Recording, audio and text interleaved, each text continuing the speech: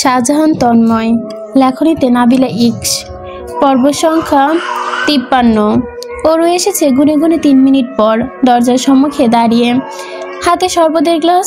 তন্ময় তখনও ল্যাপটপের স্ক্রিনে নজর রেখে আছে, মাথা তুলে তাকায় না, তবে অনুভব করতে পারে না চেয়েও অরু তার চেয়ারটির সামনে এসে দাঁড়িয়েছে, সজোরে শরবতের গ্লাসটা টেবিলের উপর রেখেছে। এতে শরবতের জল উপচে পড়েছে, ছিটে ছোটা হয়ে গেছে। তন্ময় এবার অরু চোখে তাকালো, ভুরু কুচকে তুলতেই অরু গমগমে গলায় শুধায়, আপনি কি চোখ গরম করতে চাইছেন? তন্ময় সাবলীলাইভাবে বলে, তোর কি তাই মনে হচ্ছে? অরু জবাব দেয় না, কিন্তু থমথমে মুখে চেয়ে রয়। তার নয়ন যুগল চিৎকার করে জানান দিচ্ছে, তার অভিমানে জর্জরিত। দুটো কারণে তার অভিমান জমেছে। প্রথমত, তাকে না বলে না জানিয়ে চলে গিয়েছিল, আর দ্বিতীয়ত, তখন তাকে নিয়ে ওইভাবে রং তামাশা করেছে। তন্ময় প্রশ্নোত্তর দৃষ্টিতে তখনও চেয়েছে, জবাবের আশায়। জবাব না দিয়ে অরু আশ্চর্যজনক এক কাণ্ড ঘটিয়ে বসে, চট করে তন্ময়ের কোলে উঠে বসে। দিন দুপুরে এহেন কাণ্ডে শুধুই হতবাক নয়, তন্ময় কিংকর্ত বিমূঢ় হয়। অরু হাত দুটো আমোদে তার গাল জড়িয়ে ধরে, রিনরিনে মিনমিনিয়ে মেয়েলি কণ্ঠে অভিমান জুড়ে বলে, আমাকে সকালে ডাকেননি কেন? তন্ময় দরজার দিকে তাকায়, দরজাটা পরিপূর্ণভাবে খোলা। এই দিন দুপুরের বেলাতে যে কেউ যখন তখন চলে আসবে, এতে তাদের এই অবস্থায় দেখে ফেললে এক বিশ্রী পরিস্থিতিতে দাঁড়াবে। তা কি করে বোঝাবে এই অবুঝ মেয়েকে?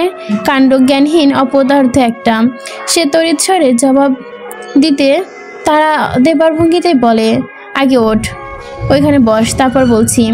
ওরও যেন শোনেও শোনে না, তার লাজুক মুখবায় জুড়ে সরলতা, যেন এই দুনিয়ার কিচ্ছুতেই সে বোঝে না, শোনে না। তন্ময় পূর্বে আন্দাজ করে নিয়েছে তার গতকালের আগ বাড়ানোর পরিমাণটা কি হবে, মাসুল কি দাঁড়াবে। তারপরও স্বেচ্ছায় ওই মুসিবতকে আমাদের কাঁধে এনেছিল, অবশেষে মুসিবত হলে উপভোগ করেছে তো সেও। তন্ময় ঢোক গিলে অবলীলায় মুখে এক বলতে গেলেও তার পুরুষালী বেহায়াপনা সুউচ্চ হাত দুটো ইতিমধ্যে অরুর পাতলা কোমরখানা জড়িয়ে নিয়েছে। মুখে সে পুনরায় অসহায় গলায় বলে, কেউ চলে আসবে। অরু আজ বড় নির্ভীক, সে আরেকটু নিবিড় হয়ে বসে, দৃঢ় হাতে জড়িয়ে ধরে। তন্ময় চোয়াল শক্ত হয়, চোখ দুটো অশান্ত ভঙ্গিতে সেকেন্ডের মধ্যে বন্ধ করে অরুর প্রাণোচ্ছল্ল কণ্ঠে গদগদ ভাব। অরু দীপ্তের বাবার সঙ্গে বেরিয়েছিল, সাবিয়া আপু নয়ন ভাইয়ার সাথে প্রেম করেছে, রুবিয়া আপু বাগানে, বড় মা, চাচি, মা, আব্বা সবাই রান্নাঘরে দুপুরের আয়োজন করছে, বড় চাচু গাড়ি পরিষ্কার করতেছে দারোয়ান চাচাকে দিয়ে। আপাতত কেউ আসবে না। তন্ময়ের গলা শুকিয়ে চৌচির, মরুভূমির মতো খাখা করছে, অনুভূতির জোয়ারের ভেতরে আন্দোলন করছে, ধকধক করে উঠছে তার হৃদয়টা। ইচ্ছে করছে অরুকে শক্ত করে জড়িয়ে নিয়ে গভীর চুম্বন লিপ্ত করে দিতে। তবে সবে ইচ্ছেটা যদি পূর্ণতা হয়, তবে বাড়িতে কাজ সবাই উপস্থিতে, কেউ দেখে ফেললে বড় লজ্জাজনক ব্যাপারটা হয়ে দাঁড়াবে। অরু এ যাত্রায় মুখ বাড়িয়ে চুমু বসালো তন্ময়ের চাপদারির ওপর। তন্ময় চোখ বড় করে ফেলে। সে কেন পারছে না অরুকে জোরপূর্বক সরাতে? কেন ওর বাচ্চা মেয়েকে আশকারা দিতে চাচ্ছে? ওয়েক কাপ তন্ময়, ইটস ডেঞ্জার। নিজেই নিজেকে সাবধান করেও লাভের কিছু হলো না। তার কণ্ঠ মিনমিনিয়ে, নিচে যা, আমি আসছি। ওর এ যাত্রায় নিরুত্তর। তার নিকট সে উল্টো নিজের মতো করে বলে ওঠে, আজকে ওয়েদার অধিদপ্তর কি জানিয়েছে জানেন? তন্ময় নিরুপায় হয়ে বলে, কি? আজকে প্রেমের বৃষ্টি হবে বিকেলবেলায়। ওরু ঠিক কিসের বাণী ফেলছে তন্ময় বুঝে ওঠেনি। অবুঝ জিজ্ঞাসু চোখ চেয়ে শুধায়, প্রেমের বৃষ্টি? যে বৃষ্টিতে আপনি আমায় ঘুরতে নিয়ে যাবেন, ওইটাই প্রেমের বৃষ্টি। তন্ময় ওর লাজুক লজিক শুনে আশ্চর্য হয়ে যায়, না হয়ে পারেও না। পৃথিবীর সব অদ্ভুত যুক্তি ওর কাছে আছে।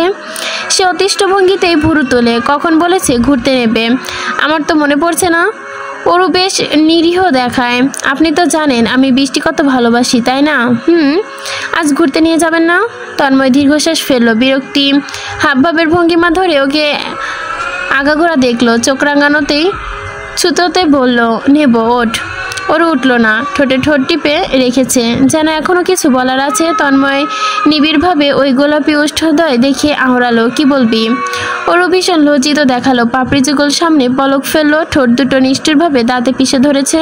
সময় নিয়ে নিশ্চুর স্বরে ফিসফিসিনি দিয়েই বলল, কোনো রকমে বলে ওঠে, আমরা কবে থেকে একসাথে থাকবো? তন্ময়ের কান দুটো যেন ঝাঁঝা ধরে উঠল, অঙ্গ প্রত্যঙ্গ ইলেকট্রনিক শর্ট খেতে লাগলো, দৃষ্টি প্রখর হয়ে গেল। গেল গেল গেল, তার দেহ থাকা বিন্দুমাত্র হতভাগাদর্শ উবে গেল। মুহূর্তেই অরুর কোমরে থাকা তার দুটো হাত দৃঢ় হলো, খামচে ধরে সেথায়। চোখের পলকে মুখ বাড়িয়ে অরুর অষ্টতপ্তভাবে কামড় বসায়, দাঁত পিষে শাসানোর গলায় বলে ওঠে, এতক্ষণ ধরে তুই এখান থেকে রফাদফা হলো, তোর কপালে দুঃখ আছে। অরু আতকে ওঠে, দু হাতে মুখ চেপে ধরে। নয়ন যুগল ততক্ষণে আর্দ্র হয়ে এসেছে ব্যথায়। ভীত সে এতক্ষণ লাফিয়ে উঠে দাঁড়িয়েছে। তন্ময় দ্রুত গতিতে উঠে দেখতে এক দৌড় লাগালো, এক দৌড়ে বেরিয়ে রুম থেকে। তন্ময় উপলব্ধি করে তার শরীর গরম, মনে হচ্ছে আগুন ধরিয়ে দেওয়া হয়েছে। দাও দাও করে জ্বলছে সে আগুন। মূল দরজায় লাগিয়ে এসেছে এসি ছাড়লো। সে সাংঘাতিক পেকেছে এই মেয়ে। তন্ময়ের দম বন্ধ করে মেরে ফেলে শান্ত হবে নাকি এই মেয়ে? ওকে শায়েস্তা না করলেই নয়। সেলফোনটা বাজছে। তন্ময় এগিয়ে হাতে নিতে দেখে রিয়ানের কল। রিসিভ করে কানে ধরে। রিয়ান বড় চমৎকৃত গলায় বলে ওঠে, দোস্ত। ফোনটা তখনই কানের কাছ থেকে ছিটকে সরিয়ে আনে তন্ময়। রাগে সংবরণ করে গম্ভীর গলায় বলে, কি? রিয়ান ওই পাশ থেকে চিৎকার করে বলে, মামা তো সেই খেপা, কথাবার্তা আমি কেমনে কমু, আগামো নাকি কাটমো? মাহিনের কণ্ঠে ভেসে ওঠে তখনই, কেটে দে, ওর বইয়ের রাগ আমগোপর ছেড়ে দিবে। কলটা ঝটপট কেটে গেল। তন্ময় ছুঁড়ে মারলো ফোনটা বিছানায়। সব ফাজিল সব ওর গলাতেই ঝুলেছে। টি শার্ট খুলতে খুলতে সে ওয়াশরুমের দিকে হাঁটা ধরলো। তার এখন গোসল নেওয়া প্রয়োজন, মাথাটা ঠান্ডা খাওয়া প্রয়োজন। ঘরের ভেতর অরু মাস্ক পরে ঘুরছে। এই বাড়ির সকলের অভিযোগটি তন্ময়কে ঘরেও চলে এনেছে দীপ্ত। সে বিচিত্র ভঙ্গিতে নাকমুখ কুচকে বলে, ভাইয়া দেখেছো অরু আপুর কাণ্ড? সে বাসায় মাস্ক পরে ঘুরছে। How funny. দীপদের কাছে যা মজা লাগছে তা তন্ময়ের কাছে মোটেও ভালো লাগলো না।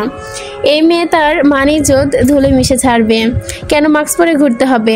ঘন্টাখানেক ঘরে থাক, ফোলা ভাবটা না হয় খানিকটা কমে যেত। অবশ্য তন্ময়ের দোষ ছিল, কি দরকার ছিল কামড় দেবার?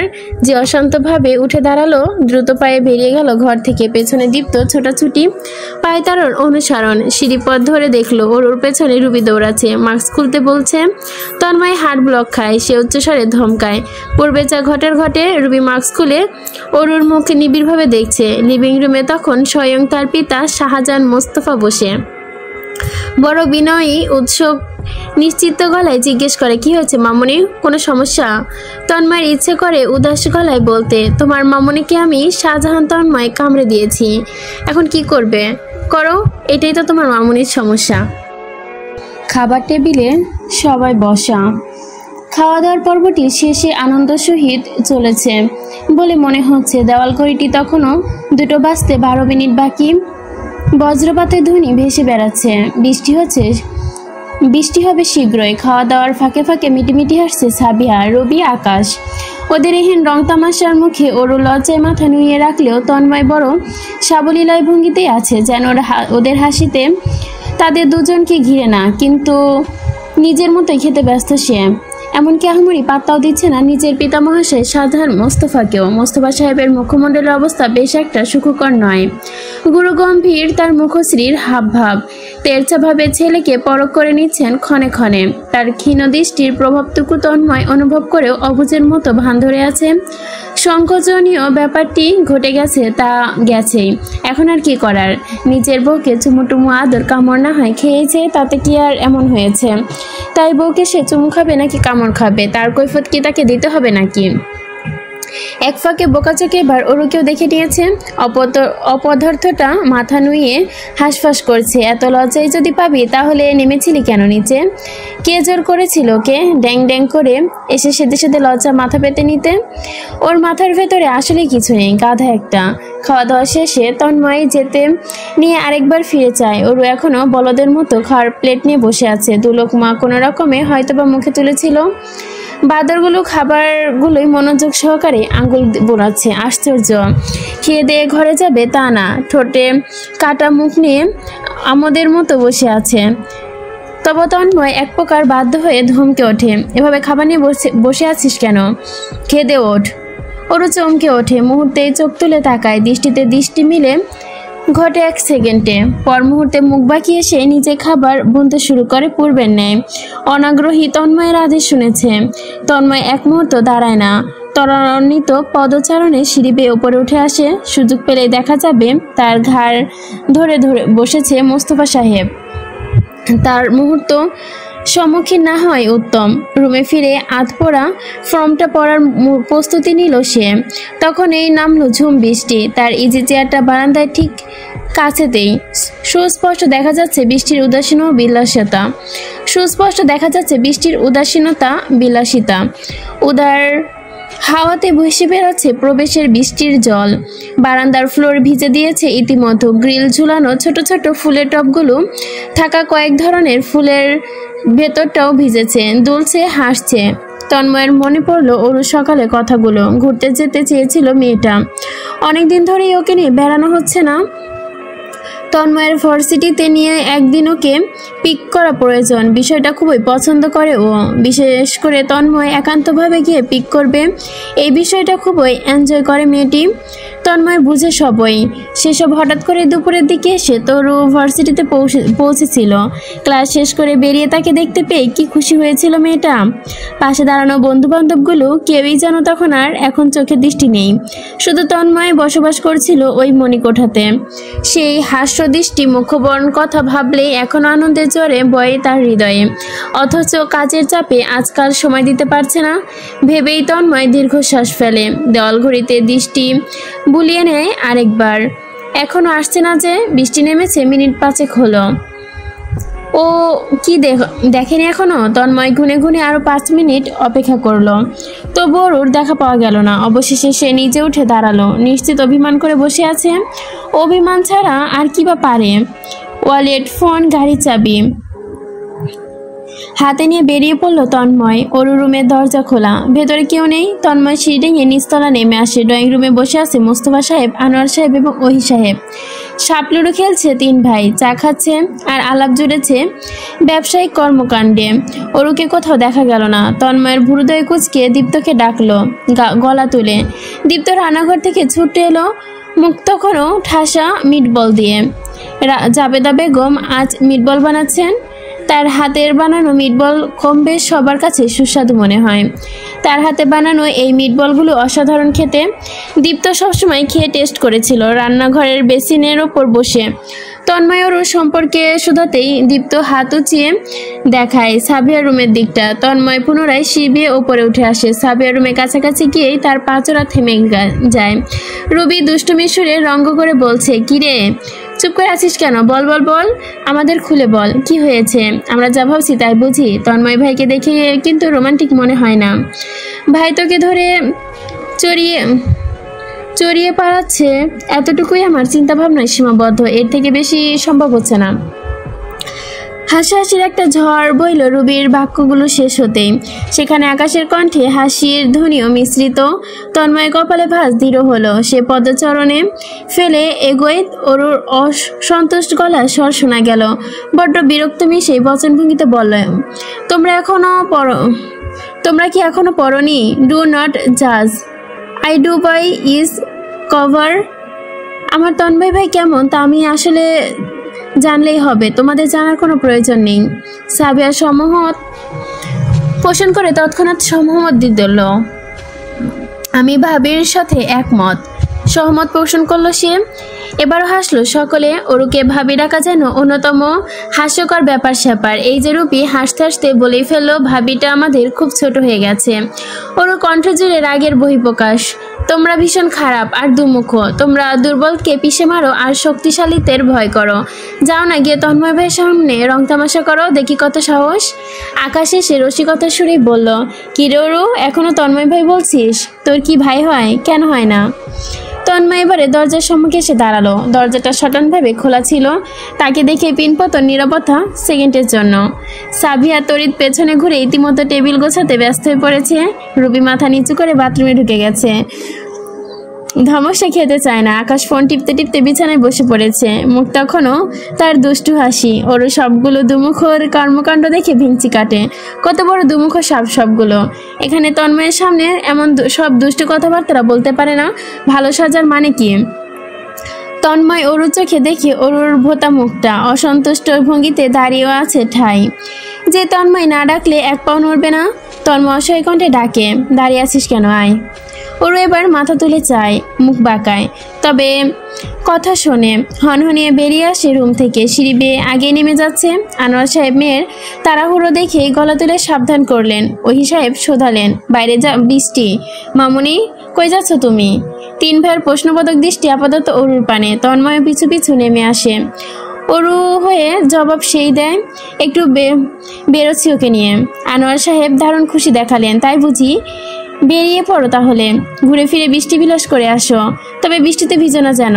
মোস্তফা সাহেবের মুখে কিছু বললেন না, শক্ত দৃষ্টি চোখে ছেলের পানি চেয়ে আছে। পিতা পুত্রের দৃষ্টি মিলন ঘটল, একজনের সূক্ষ্ম দৃষ্টি, অন্যজনের সাবলীল। এ যাত্রায় তন্ময় ডান ভুরু কুচকে তুলে নাচালো, যেন অবলীলায় প্রশ্নবোধক কিছু উচ্চারণ করেছে সে। মোস্তফা সাহেব মুখ ফিরিয়ে নিলেন, থমথমে গলায় বললেন, তাড়াতাড়ি ফিরে এসো। তন্ময় হাসে, মুখে বলে, জি। আধারচ্ছন্ন ঝুম বৃষ্টি, বাতাসে তোড়জোড় কঠিন প্রভাব বিস্তার করেছে। সড়ক পথে মানুষজন নেই, গাড়ি ঘোড়া হাতও ছাড়া কিছু বাইপাস করছে তাদের। গাড়ির স্পিড মাঝামাঝিতেই। অরু জানালার কাছে অর্ধ নামিয়েছে, অত্যন্ত ধারালো প্রখর। কাজ নামাতে হবে কেন, বলে উঠল তন্ময়। ভেতর থেকে কি দেখা যাচ্ছে না? ওর কণ্ঠ জুড়ে আশ্চর্যতা। এ বিষয় হলো নাকি? বৃষ্টি ছুঁয়ে সরাসরি না দেখে উপভোগ করা যায় নাকি? না, যাওয়ার তো কারণ দেখা যায় না। ওরও ক্ষোভযুক্ত নয়নযুক্ষ সূক্ষ্মভাবে তন্ময়কে পরখ করে নিচ্ছে। আপনি চাচ্ছেন আমি যেন রেগে বাসায় চলে যেতে চাই, তাই না? তাহলে আমায় নিয়ে ঘুরতে বেরিয়েছেন কেন? আপনি বেঁচে যাবেন বলে এই কাণ্ড করছেন? তন্ময়ের চোখ মুখ জুড়ে প্রাণোচ্ছল্ল হাসি ফুটে ওঠে। পণ্ডিত কোথাকার! ওর ঝগড়াটে কণ্ঠ আসমানে চড়ে বসেছে। আমি কি ভুল বুঝেছি? হ্যাঁ, তাহলে অস্বীকার করুন, বলুন মুখে। তন্ময় দৃষ্টি ঘুরিয়ে রাখে, চোখ জুড়ে চওড়া হাসি। অস্বীকার করছি না, তুই বাসায় যেতে চাইলে বেঁচে যাব। ওরও চমকালো, বিমর্ষ হলো দৃষ্টি। ছোট ছোট ছল ছল নয়নে অভিমানী চোখে চেয়ে রইল তন্ময়ের মুখপানে। ভূত হয়ে থাকা আদুরের মুখটা দেখে নিজের হাতটা সামলে রাখতে পারল না তন্ময়। ডান হাতে স্টিয়ারিং সামলে বাম হাতটা বাড়িয়ে দিল অরুর গাল দুটো চেপে ধরে। কি দিয়ে আছিস? কি দিয়ে আসি বাসায়? আমি চাচুকে বিচার দিব। তন্ময় সামান্য ভয় পাবার ভান ধরে জানালো, ও ভীষণ ভয় পেয়েছি। এখন তো বাধ্যগত হয়ে তোকে ঘুরতে হবে, তোকে নিয়ে সারা শহর ঘুরবো। ওর ঠুকনো অভিমান যেন ভোতা মুখ দুটো একটাও যেন ক্ষণস্থায়ী পেল না। বৃষ্টি যেন ভীষণ অভিমানগুলো মুছে দিল। সড়ক পথটির মতন পরিষ্কার ঝকঝকে চারপাশের মতোই যেন অরুণ মলিন মুখটাও ঝকঝকে উঠে পড়ল। কিন্তু সে তো মজা করে বলেছে। মাগরিবের আজান পড়েছে, হাওয়ার বেগ কমেছে। ঝমঝমে নামা বৃষ্টি রূপান্তরিত হয়েছে ঝিরিঝিরি বৃষ্টির ধারাতে। এ যাত্রায় কাজটা পরিপূর্ণভাবে নামিয়েছে ওরও। হাস্যজলমুখ উপভোগ করছে মেঘলা আকাশ। লং ড্রাইভ, অদূরে মেন রোড, একজোড়া কপত কপতি দেখা গেল। বৃষ্টির মাথায় নিয়ে হাতে হাত রেখে হাসছে দুলছে আর আলাপে মগ্ন। ওরও মুগ্ধ হলো, এক চোখতে খানিকক্ষণ দেখলো। ড্রাইভিংয়ে ব্যস্ত তন্ময়কে ডেকে দেখালো। তন্ময় আর চোখে দেখেই পূর্বে দেখেছে, তবে তা বুঝতে দিল না অরুকে। তবু অরু দেখাতে চাইলে সে কপট করে বেশ আগ্রহী চোখে দেখলো, মন্তব্য করলো, অসময়ে বৃষ্টিতে ভেজা ভালো না। ওরু চটে গেল মুহূর্তে, ভেঙচি কাটলো। আপনি ভিজবেন না, ভালো কথা, এর জন্য কি অন্যরা ভিজবে না? এজন্য হাস্যরসিক কথা। কেই বা ভেবেচিন্তে ভিজে? হ্যাঁ, তন্ময় সাবলীলায় জবাব দিল, আমরা নই, বলুন আপনি। আমি তো ভিজতে চাই, আপনি দেন না তাই ভিজতে। তন্ময় ডান ভুরু তুলল। কে যেন বলেছিল লং ড্রাইভে নিলেই হবে, একদম বৃষ্টিতে ভিজতে চাইবে না। অরুর মুখপয় জুড়ে অমাবস্যা নেমে আসে। আহত চোখে চায়, বিড়বিড় করে বলে, আমি কি বলেছি ভিজবো? আমি শুধু ট্রুথগুলো বললাম, বড্ড উপকার হয়েছে আমার। ওরু গাল ফোলালো, মাথা ঘুরিয়ে পুনরায় বাইরে নজর ফেললো। তবে অভিমান স্থায়ী রইল না। এক পর্যায়ে হাত বাড়িয়ে বৃষ্টি ছুঁতে আবদার করলো, চা খাবো, বৃষ্টিতে চা খেতে দারুণ লাগে। এই আবদারটুকু তন্ময় মানল। সামনে পেয়ে বসলে কি টঙের দোকানে, আধা খোলা। সেখানে থামলো গাড়িটা। ওরও ভেতরে বসে নিচে চলে গেল। চা আনতে। ওয়ান টাইম কাপে 2 কাপ চা নিয়ে ফিরল। গাড়িতে ঢুকতে অন্যরকমভাবে ভিজল মাথার চুলগুলো, মুখমণ্ডল আর্দ্র, পরনের টি শার্টে অনেক অংশে ভিজেছে। সিটে বসে অরুর হাতে চায়ের কাপ দুটো ধরিয়ে দিল। বাম হাতের ওর গায়ের ওড়নার একাংশ টেনে নিয়ে মাথা মুখ দেবারসে মুছে ফেলল। ওরও ফেলফেলকে চোখে দেখল শুধু তা। শুকনো ওড়নাটা মুহূর্তেই ভিজে গেল। ঘুরে ফিরে বাড়ি ফিরতে সেই রাত 12টা বেজেছিল। সেদিন ছিল রোববার। তন্ময় অফিস থেকে বাড়ি ফিরেছে 8:50-এ, প্রায় 9টা ছুঁই ছুঁই। দইয়ের গোড়ায় পেরিয়ে ভেতরে আসতে আশ্চর্যিত হলো। লিভিং রুমে বসে আছে, সিলেট ট্যুর সম্পর্কিত আলাপ আলোচনা করছে। সিলেট ট্যুর সম্পর্কে বাড়ির মানুষ জানলো কিভাবে? প্রশ্নের উত্তর চেয়ে 2 মিনিটের মাথায় পেল। বাসায় তারা বেয়ারা বন্ধুবান্ধব এসেছিল সন্ধ্যায়। তার পুরো পরিবার এক একদিকে সদস্যের রাজি করিয়ে তবেই বিদায় হয়েছে। পাষাণ হৃদয়ের মোস্তফা সাহেব অবধি সমর্থ হতে বাধ্য করেছেন। হবেনই বা না কেন? তার বন্ধুরা এক একটা শয়তানের চাস্তো ভাই, দারুণ রকমের পণ্ডিত। তন্ময়কে ছাড়ে না, প্রত্যেক সপ্তাহে 3 বেলা হাটে তুলে বিক্রি করে টাকা গোনে। সেখানে তার পরিবারের কনভিন্স করা আর এমন কি ব্যাপার? তবে তন্ময়ের জন্য বিষয়টা চমৎকার লাভজনক হলো বটে। 2 দিন ধরে বেশ চিন্তায় পড়েছিল অরুকে সাথে নেবার বিষয়টা। বাড়িতে কিভাবে বলবে, যেহেতু সে নিজেও চাচ্ছে অরুকে নিতে। এখন আর ধেসে সেধে পড়তে হবে না, বলা বলির ঝামেলাও করতে হবে না। অরুকে চূড়ান্ত প্রফুল্ল দেখা গেল। আসমানের চাঁদ যেন ওর আঁচলে এসে পড়েছে। খুশির মুখতে চিকচিক করছে ওর মুখমণ্ডল। তন্ময় সেখানে পেতেই দুলাফে সোফা ছেড়ে উঠে এলো কাছাকাছি। গদগদ কণ্ঠে শুধাতে থাকলো ট্যুর সম্পর্কে তথ্যাদি, কখন যাবে, কে কে যাবে, কি কি হবে, ইত্যাদি ইত্যাদি।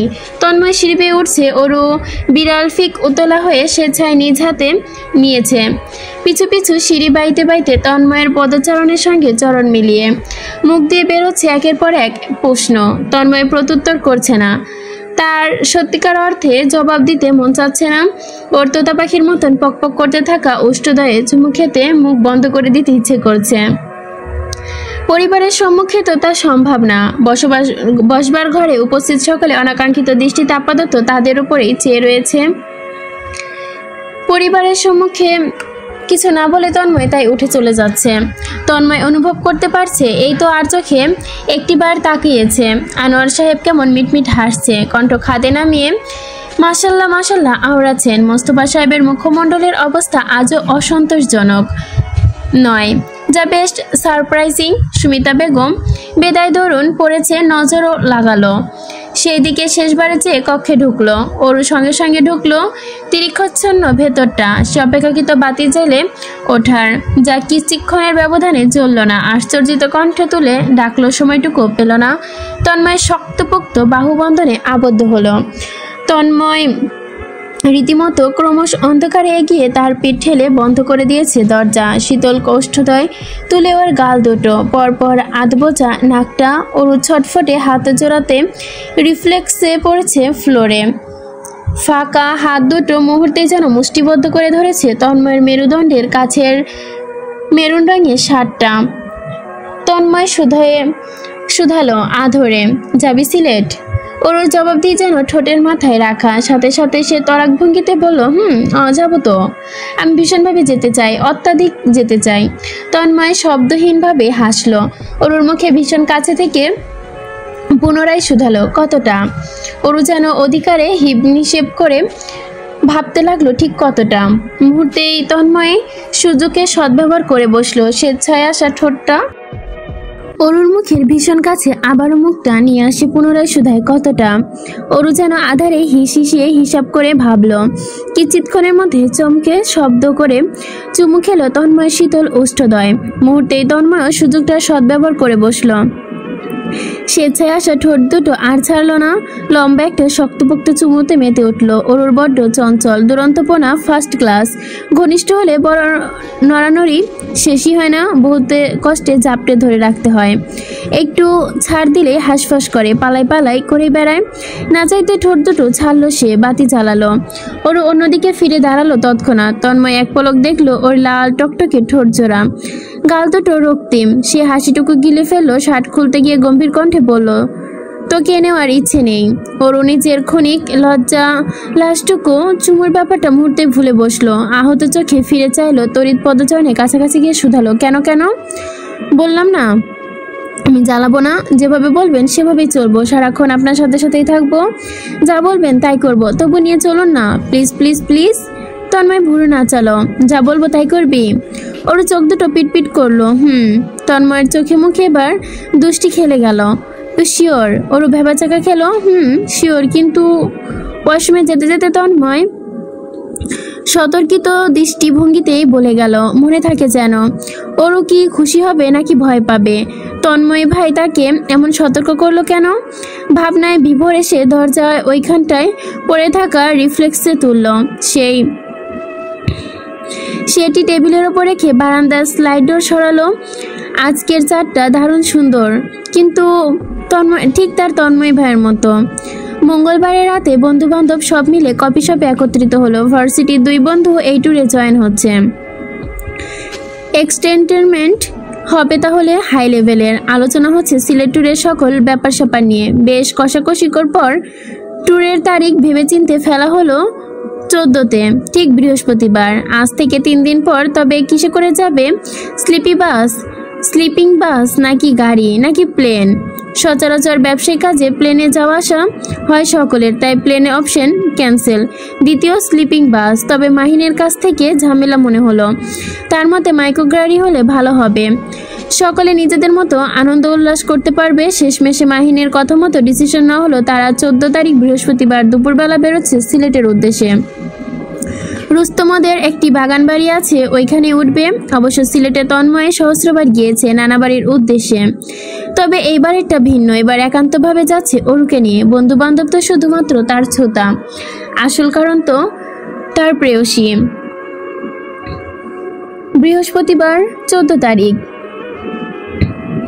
আজ দুদর্মণীয় প্রদীপ্ত পরিষ্কার গগন, সহস্র নাম না জানা পাখি দলে বল বেঁধে নীল আকাশে গমন করছে, বুক চিরে উড়ে বেড়াচ্ছে, ঠিক যেন ক্যানভাসে রং তুলিতে আঁকা এক দৃশ্য। চমৎকৃত ভূদূষিত সূর্যি মামা আজ খেপা সারের মতো হয়ে আছে, প্রায় প্রলয়ঙ্কারী গণমুখ তপ্ত মগজ যাকে বলে আর কি। ব্যবসা গরমের তরে অঙ্গ প্রত্যঙ্গ জুড়ে জ্বালাপোড়া সংকোচন শুরু হয়ে গেছে। পরক্ষণে উত্তপ্ত দুপুর যেন না মনে হয়। দুপুরের বৃষ্টি বাদল নেমে নেওয়ার মনে অন্তঃকরণ আজ নেই। অন্যদিকে ভিন্ন ব্যাপার, তন্ময় একইভাবে বর্ষণের দিনগুলো আহামরি পছন্দ করে না। এই ভাবনাটুকু নিতান্তর পক্ষে তার হৃদয়ের কোণেতেই যত্নে রাখা তৃপ্ত অনুভূতি। অবশ্য ওর সম্মুখে তা প্রকাশ করার মতো নয়। ও অনিরাপদ শ্রোতা, দেখা যাবে কেঁদে বসে আছে। কেন বৃষ্টির মতো অসাধারণ জল তার পছন্দ নয়? এই প্রশ্নটা বারংবার করা হয়ে যাবে যুক্তি দিয়ে। যাই হোক, ওর সঙ্গে ইতিমধ্যে এই জন্মে আর পারা সম্ভব না। ও অভিমান করে বসলে একান্ত তন্ময়ের অনর্থশ্বাস। সে চায় না তার হাসি খুশি প্রাণোচ্ছল্য না হওয়া সংসারে আগুন লেগে বসুক। ইতিমধ্যে বাম পকেটে আধুনিক যোগাযোগ ব্যবস্থার যন্ত্রটি সহস্রবার কেঁদেছে, ক্রমান্বয়ে আওয়াজ করে তুলছে। 2 মিনিট চুপ থাকে, তা আবার শুরু হয়। ডান বাম পকেটে ঢুকিয়ে ফোনটা বের করলো তন্ময়। স্ক্রিনে দেখছে ইংরেজি অক্ষরে লেখা মাহিনের নাম। 16টি মিস কল, এই 12টি তার একার কার্যক্রম, বাকি 4টি সুহানি ও রিয়ানের। দুজন গুনে গুনে দুটো দুটো করে কল করেছে। তন্ময় সর্বগ্রহিত মাহিন মজুমদারকে কল ব্যাক করে। অশান্ত উদ্গ্রীব ছেলেটার মাথায় কি সমস্যা জানার প্রয়োজন। মাহিম হতবত ফোন হাতে ধরে বসেছিল। কল রিসিভ করলো তৎক্ষণাৎ ম্লান কণ্ঠে ব্যাকুল হতে শোনায়, দোস্ত রে। এহেন বিষাদমুক্ত কণ্ঠে কর্ণে পৌঁছাতেই তন্ময় বিভ্রান্ত করতে সক্ষম হলো না, হওয়ার কথাও না যতসই। কারণ সে নির্বিকার হয়ে কভার্ড হাতাচ্ছে। মোট 6টা শার্ট নিয়েছে, 6 রঙের, টি শার্ট 4টা, 4 ধরনের, 6টা প্যান্ট ভিন্ন স্টাইলে, লাগেজ পরিপূর্ণ গোছাতে পরিপাটি ভঙ্গিতে। তারপর সবকিছু শেষবার দেখে নেওয়া তার অভ্যাস। বল। অনুরাগ শূন্য প্রত্যুত্তর শুনে মাহিন বিরক্তিতে শব্দ করে প্রত্যাশা মোতাবেক বালের বটুকু হলো না বলে ড্রাইভ করতে থাকা অতি ব্যস্ত রিয়ান শিকদারকে দাঁত কেলিয়ে হাসছে। মাহিনেতে অসন্তুষ্ট ক্ষয় দ্বিগুণ, একেবারে সত্যিকারের অর্থে ম্লান গলায় জড়ায়। On the way. কক্ষের দুয়ারের সম্মুখে অরু এসে দাঁড়িয়েছে। নুড রঙের ফর্মাল প্যান্টের সাথে ফুল স্লিভের কালারফুল ফতুয়া পরেছে। ডাবল প্যাডের গলায় কালারফুল প্রিন্টেড স্কার্ফ। চরণের ওর উচ্চতার চেয়েও দ্বিগুণ বড় হিল। চুলগুলো ঝুটি বেঁধেছে। হালকা পাতলা মেকআপ করেছে। জুতো জোড়া বাদ দিলে সবাই তন্ময়ের পছন্দর। ফোনে সেই অনাগ্রহ গলায় বলে ওকে, অতঃপর কল কাটে। ওর হাতে ইশারার কাছে ডাকে। ওর উৎসাহিত বট হাস্যজল তড়িৎ কাছে এসে দাঁড়ায়। দিন ধরে তন্ময় সবসময় কথাবার্তা শুনছে, কিন্তু বাধ্যগত মেয়ের মতোই। তন্ময় আঙ্গুল তুলে চরণ দেখিয়ে শুধায়, কি পড়েছিস? অবুজের মতো ওর পিটপিট করে আঁখি যুগল, যেন প্রশ্নের অর্থ বোঝেনি। দৃষ্টি নামিয়ে চরণ দুটোর পানে চায়। ফের দৃষ্টিপাত করে তন্ময়ের গম্ভীর মুখে। চোখ দুটো তার প্রশ্নবোধক চিহ্ন। কি এমন খারাপ পড়েছি? তন্ময় বিরক্তি মুখে আদেশ জুড়ে, জুতো পাল্টে আয় যা। মুহূর্তে ওরু এতক্ষণ যাবৎ দীপ্ত ছড়ানো মুখশ্রী আধার নেমে এলো। আতঙ্কিতগ্রস্তে চোখে ফেল করে চেয়ে প্রশ্ন করলো, কেন? এই জুতোয় কি সমস্যা? তন্ময় পরিষ্কারভাবে বেশ অবলীলায় জবাব দিয়ে বলল, নিচের উচ্চতা জুতার অনুযায়ী জুতা পরে আয়। বাক্যটি অরুর যখনই তো হৃদয়ে ক্ষিপ্ত রক্তাক্তর মতো লাগলো। ম্লান চোখে চেয়ে রয় সে, যেন তন্ময় বেশ অন্যায়তম বাক্য বলে ফেলেছে তার জন্য। দণ্ডনীয় এক অপরাধ করে বসেছে এই লোক। ওরও বারংবার একান্ত উচ্চতা নিয়ে কুণ্ঠিত, সবসময় উঁচু জুতা পরতে চাইবে। পামা প্লে ছিল, তা হিল পরা বন্ধ হয়ে যায় ওর। সেবার তো সবগুলো হিল কেটে দিয়েছিল তন্ময়। ফের কিনেছে মেয়েটা। ও কি কোনোভাবে তাদের উচ্চতার মানানসই হতে পারবে না?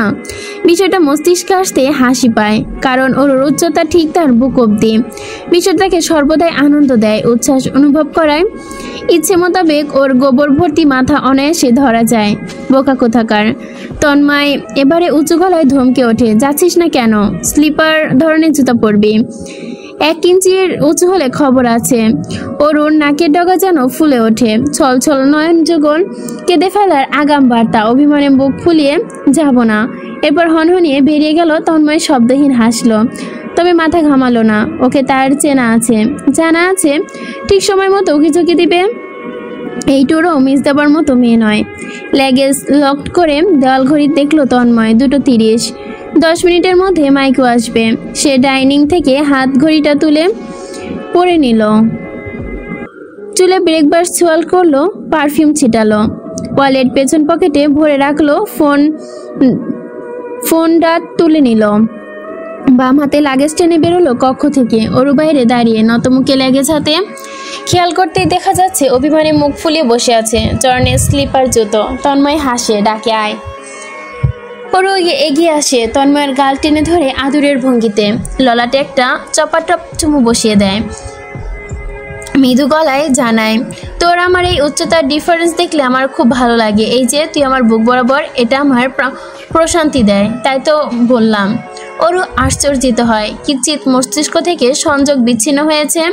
সংযোগ হতে এক গালে এসে তন্ময়ের বুকে আছড়ে পড়ে। তন্ময় দাঁত দ্বারা চিবা কেটে সতর্ক চোখে দৃষ্টি ফেলে নিচে।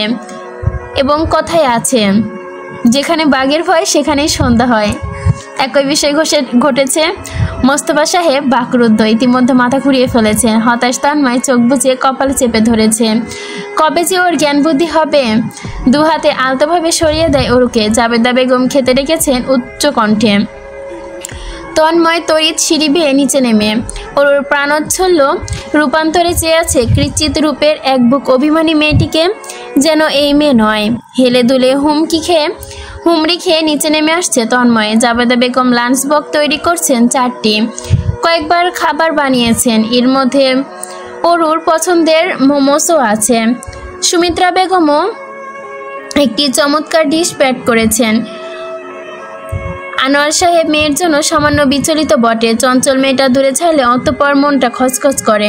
মোস্তফা সাহেব তেমন কিছুই বলেনি। কোমরা মুখ করে নিয়ে দাঁড়িয়ে আছেন। বিড়বিড় করলেন, ওরুকে দেখে রেখো। তন্ময় তাদের দুর্ভদশা দেখে ওরুকে নিয়ে সবার আশাটুকু বোঝা স্বাভাবিক। ও যা বিচ্ছু ধাঁচের মেয়ে, ওকে কন্ট্রোল করে রাখা মুশকিল তো অবশ্যই। অন্যদিকে দীপ্ত ভীষণ ইমোশনাল। ছেলেটা চোখ জোড়া রক্তিম, খুব করে তাদের সঙ্গে যেতে চেয়েছিল, তবে সম্ভব নয়। ওর টিউটোরিয়াল এক্সাম রয়েছে, এক্সাম না চললে ওকে নেওয়ার প্রশ্ন ওঠে না। দ্বার পেরিয়ে বেরোতেই মাইক্রো দেখা গেল, ইতিমধ্যেই পৌঁছে গেছে ভ্রমণকারী গাড়ি। গাড়ির ভেতরে কেউ বেরোলো না, তবে আনন্দের বসে গর্দান বের করে সালাম ঠুকলো এক একজন। তন্ময় বিদায় জানিয়ে অরুকে নিয়ে গাড়ির কাছাকাছি এলো। গাড়ির পেছনে গদির দরজা খুলে দেয় রিয়ান। গাড়িটা মূলত 3 সারিতে আসন বানানো, ঠিক পেছনের গদি ফাঁকা, বাকি সবগুলো লেপ্টে বসেছে সকলে। তন্ময় অনুভূতিহীন, ঠিক কি জানে না, তবে এখানে প্রাইভেসি দিয়ে কি বোঝাতে চাচ্ছে এরা। কথা বাড়ালো না। সামনে পরিবারের সদস্য অরুকে বসিয়ে সে উঠে বসলো।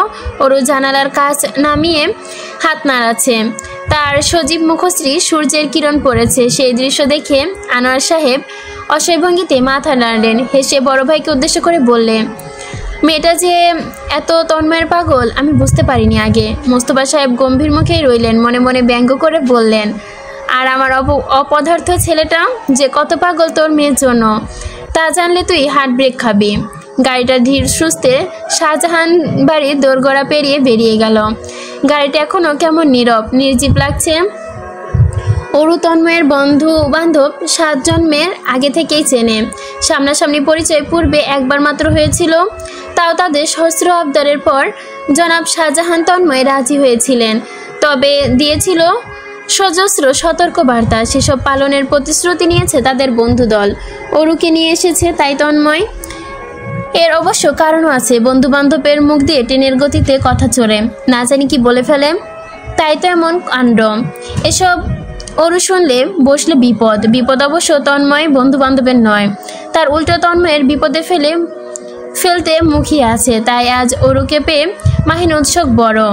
শটানভাবে চুপচাপ পুতুলের মতো বাচ্চা বাচ্চা মুখে মেয়েটাকে দেখে তার মুখে চললো একরাবভাবে, আসসালামু আলাইকুম মামুনি, are you excited?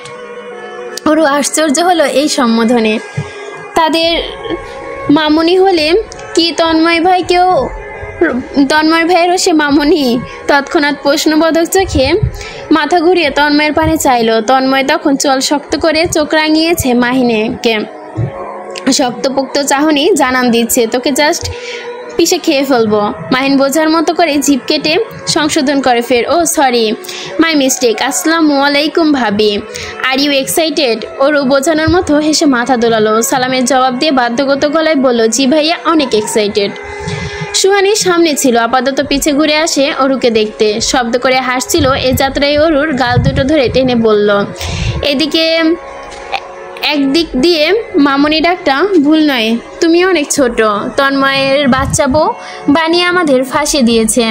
Riyan drive করছিল, সড়ক পথে চেয়ে জানালো সহমত, অরু আমাদের স্মল বেবি। তন্ময় হাত বাড়িয়ে নির্লিপ্ত ভঙ্গিতে অরুর কানে ইয়ারপড ঢুকিয়ে দিল। অরু চোখ তুলে চাইল তন্ময়ের দিকে, গম্ভীর কণ্ঠে বলে, শালার বাচ্চারা তোরা মুখ বন্ধ কর, বেবি কি লাথি দিয়ে গাড়ি থেকে ফেলে দিব। রিয়ান সহ বাকিরা নিষ্ঠুর দানবের মতো হেসে উঠল। কম্পন সৃষ্টি হলো মাইকোর ভেতরে। তন্ময়ের এই প্রোটেক্টিভ রূপটা দারুণ উপভোগ করেছে সকলে। আহা, সামনের দিনগুলো কি চমৎকার কাটবে তাদের, ভাবছে তারা।